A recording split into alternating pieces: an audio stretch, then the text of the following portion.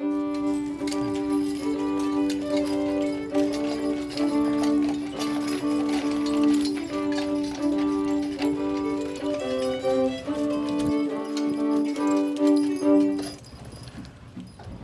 to the Joseph Smith Memorial Carriage Ride. Thank you for joining us on this beautiful Nauvoo day. This is Elder Simmons from Vernal, Utah. I'm Elder Quirrell from Teton, Idaho. We'll be your driver and narrators today as we take you on this ride. Our four-legged missionaries up front are Tom and Justin. Tom is on your left and Justin is on your right. They are a team of Percheron geldings. Tom's 10 years old and Justin is 8. They will be providing the horsepower. As we get going and you listen to the clip-clop of the horses' feet and the jingle-jangle of the tug chains, I invite you to let your mind carry you back to the 1840s. As you listen to the stories we're going to share, try to put yourself in these people's shoes. Try to imagine. No, more importantly, feel what it would have been like to be with these people. Feel what it would have been like to experience the things that they did. It will be those feelings you receive today and not the words you hear that you will remember. It will be those feelings that will have an impact on your life.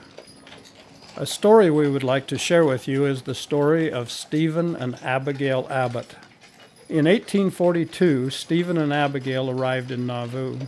Soon after their arrival, Stephen was called to serve a mission. While preparing for that mission, Stephen took a job working on the river to help make some extra money.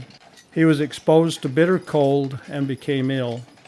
The illness developed into pneumonia, and Stephen passed away at the age of 39, leaving Abigail a young widow with 8 children, the oldest being 16. Abigail recorded in her journal, "He sleeps in an unmarked grave on the hillside overlooking the Mississippi River. I had no means to erect a monument or even a slab to mark my beloved one's grave, but I planted some morning glories on the grave and left him there to sleep and rest." From then on, Abigail struggled through sickness and poverty, but she did not want to be remembered by her posterity as a complaining, needy widow. She taught school in her home and did whatever she could to help make ends meet. But times for Abigail were very difficult. A son, Myron, who was the 6th child, recorded in his journal how the family arose from sleep one morning without one thing in the house for the family to eat. Abigail called her children around her as they asked what they were going to do without any food.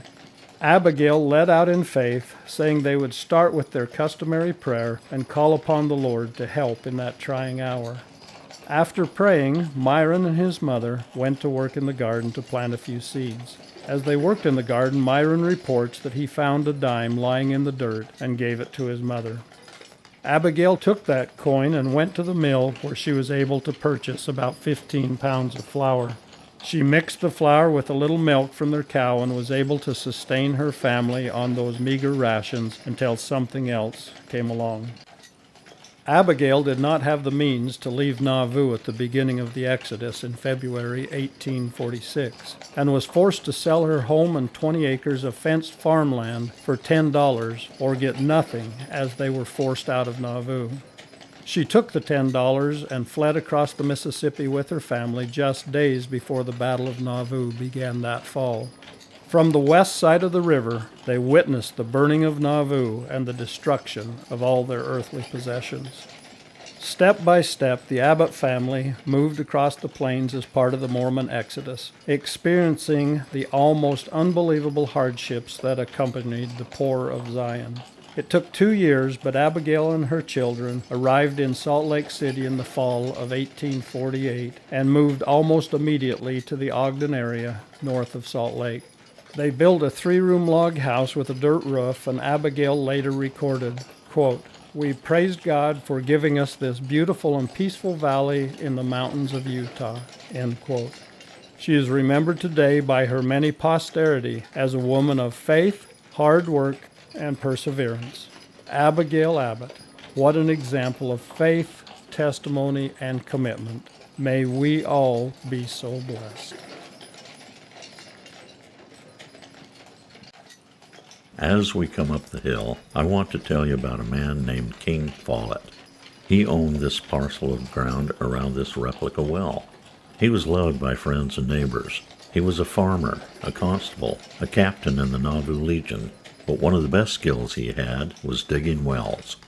March 9th, 1844, he had a well dug in this area and was rocking it back up when the rope broke on a load of rock and crushed him. He was 56 years old. He was a personal friend of the prophet Joseph Smith, and his widow asked the prophet to speak at his funeral. The prophet was glad to. He spoke for a short time and then said, "I have a lot more to say about this subject. If you will come to General Conference in a couple of weeks, I'm going to talk more about it." This was General Conference, April 7th, 1844. This was 2 months before the prophet would be martyred in Carthage. He was at the peak of his prophetic calling. He taught from the Bible. He spoke for 2 hours to about 20,000 saints in the West Grove below the temple. He gave what is called the King Follett Discourse. It is perhaps the most significant sermon delivered by the prophet Joseph Smith. He talked about the origin and character of God, the immortality of the intelligence of man, the origin and destiny of man, where we come from, why we are here, and where we are going. The saints were losing between 40 to 60% of their children. Middle-aged and old family members were also dying of the diseases here. We lose family members in our day, but because of the King Follett Discourse, we know where they are and that we will be reunited and rejoice with them when we are gone from this life.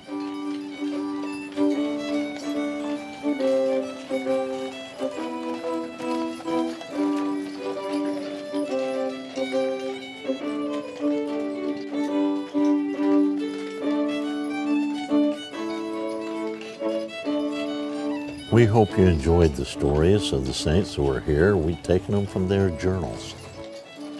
We invite you to ponder the spirit that you feel as you've listened to these stories and include it in your own personal stories at home so that generations from now, your posterity can read that and be blessed from what they hear.